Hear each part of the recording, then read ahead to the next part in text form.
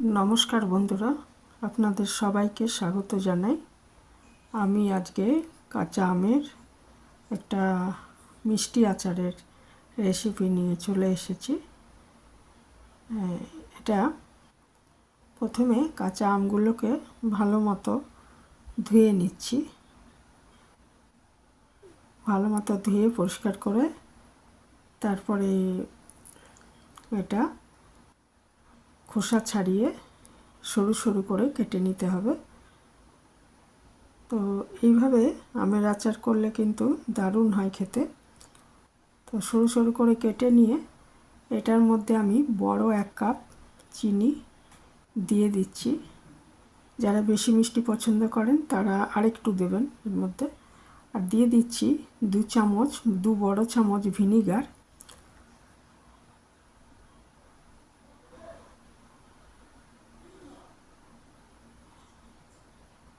দু বড় চামচ ভিনিগার দিয়ে দিচ্ছি। দিয়ে এটা 1 ঘন্টার জন্য ঢেকে রেখে দিচ্ছি। 1 ঘন্টার জন্য রেখে দিচ্ছি।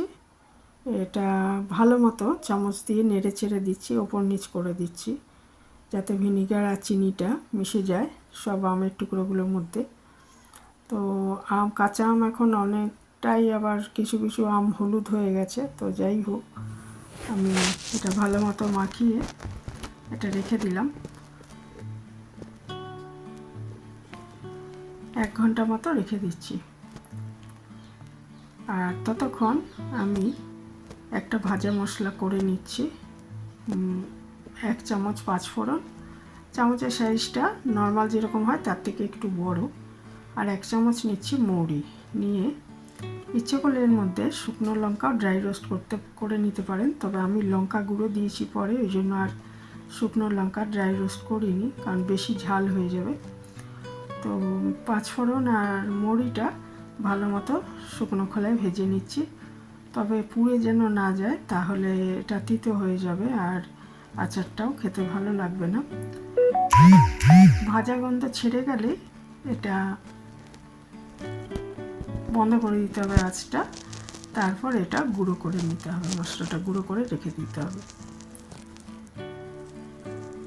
এদিকে 1 ঘন্টা পার হয়ে গেছে, চিনিটা গলে গেছে। চিনিটা গলে অনেকটা জল ছেড়ে গেছে আমের সাথে মিশে। এটা এবার একটা কড়াইতে নিয়ে আমি এটা আগে ফুটিয়ে নেব। দিয়ে দিচ্ছি পরিমাণ মতো হলুদ আর 1/2 চামচ মতো লঙ্কার গুঁড়ো, লাল লঙ্কার গুঁড়ো। এটা টেস্টও হবে, আবার একটু রঙও হবে। আর দিয়ে এগুলো আমি ভালো মতো মিশিয়ে দিচ্ছি। অনেকটাই জল ছেড়ে গেছে, এই জলটাই সেদ্ধ হয়ে যাবে। এমনি জল দেওয়া যাবে না, এমনি জল দিলে খারাপ হবে, আচারটা তাড়াতাড়ি খারাপ হয়ে যাবে।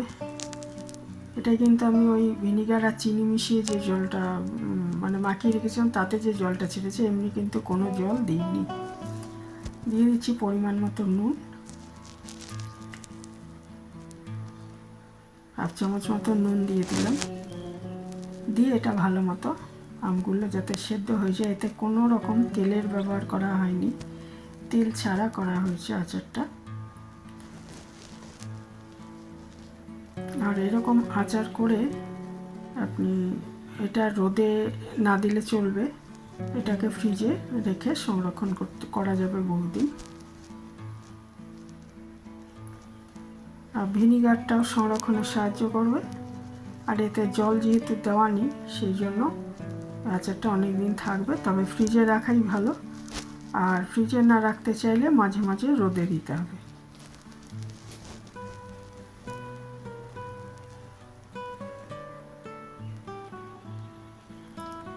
এটা আগে ভালো মতো সেদ্ধ হয়ে গেলে তখন দেখা যাবে আমগুলো একটু কাঁচের মতো স্বচ্ছ ভাব চলে আসছে। এই সময় বুঝতে হবে যে এটা মোটামুটি হয়ে গেছে। তখন ওই ভাজা মশলাটা ছড়িয়ে দিতে হবে। আর চিনি তো আমার আগেই দেওয়া ছিল। চিনিটা যার যেরকম পছন্দ সেরকম দেবেন। অনেকে মিষ্টি বেশি খান, তাদের আরেকটু মিষ্টি দিতে হবে।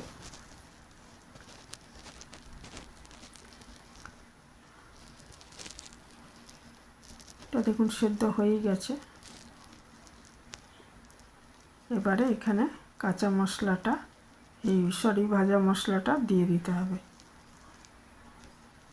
আর এরকম ঝোল রাখতে চাইলে রাখতে পারেন, তবে সেটা বেশি দিন থাকবে না। বেশি দিন রাখতে হলে এটা একদম প্রায় শুকনো মতো করে নিতে হবে আর কি, তাহলে সেই আচারটা অনেক দিন থাকবে। আর ফ্রিজে রাখতে পারলে ভালো হয়, আর নয়তো মাঝে মাঝে রোদে দেবেন। কিন্তু আচারটা তৈরির সময় কোনো রোদের প্রয়োজন হলো না, বা কোনো তেলও কিন্তু দিইনি, শুধু একটু মশলা ব্যবহার করা হয়েছে। খুবই ভালো হয় এইভাবে আচার করলে খেতে। তো এই ছিল আমার আজকের রেসিপি। ভালো থাকবেন সবাই, আর নতুন বন্ধুদের চ্যানেলটা সাবস্ক্রাইব করার অনুরোধ রইল। এখানেই শেষ করলাম।